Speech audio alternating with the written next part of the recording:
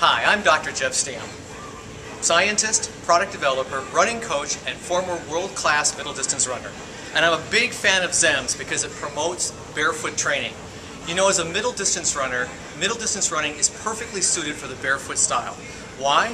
Because in a half-mile race or an 800-meter race, you are doing a full-out sprint for 2 laps. You don't have the time to run up on your toes because you fatigue your legs. And you can't run on your heels because the back of your hamstrings take too much stress. And you know, for most runners, that's where they get into trouble. Heel striking is not the normal foot position. What tends to happen, if you look at the back of the heel, when you strike with your heel, all of the motion goes up the back of the hamstring, into the hips, into the lower back, and the next thing you know, you have isolation problems with the hamstring.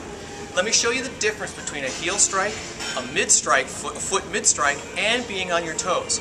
And look at the tension that happens in the back of the leg, in the front of the leg, and then I'll show you how to stretch out so that you can enjoy barefoot profile. Watch. If we just start with the normal walking position, and I'm simply going to go a very slow 3 miles an hour. If I land on the back of my heels, notice how the side of my knees and the muscles above the top of my knees will flex, but the back of my hamstrings take most of the brunt of the weight. Now as I start to move forward in my foot stride, and I move forward on my foot stride, notice not only does the sound of my feet get softer, I'm actually able to move a little bit more easily. Notice too, my shoulders round a little bit forward, I tip my hips forward, and it gives me a very normal walking stride. Same thing happens when we start to increase the speed. I'll go at a fairly light jog at 6 miles an hour, what an average person would jog at, about an 8-minute mile. And if you run on the back of your heels, notice how I tend to compress down as I run. The trick is, take your hands on your hips, move your hips a little bit forward, move your shoulders forward. Next thing you know, you're running a lot easier, you're striking the middle of your foot.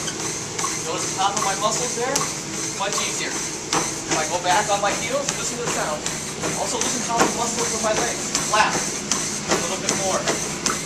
Increasing the speed. 7 miles an hour. On the midfoot, no sound at all. On the heel, you start to hear all the sound, all the energy. You also have to stand up more straight. Go forward, pick up your feet, curl your toes, off you go. Here's how easy it can get. Let's go to 10 miles an hour, a 6-minute mile.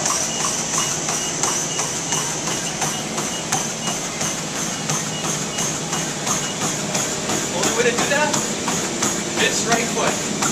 Nice and easy, still can carry on a conversation, shoulders forward, easy as it gets.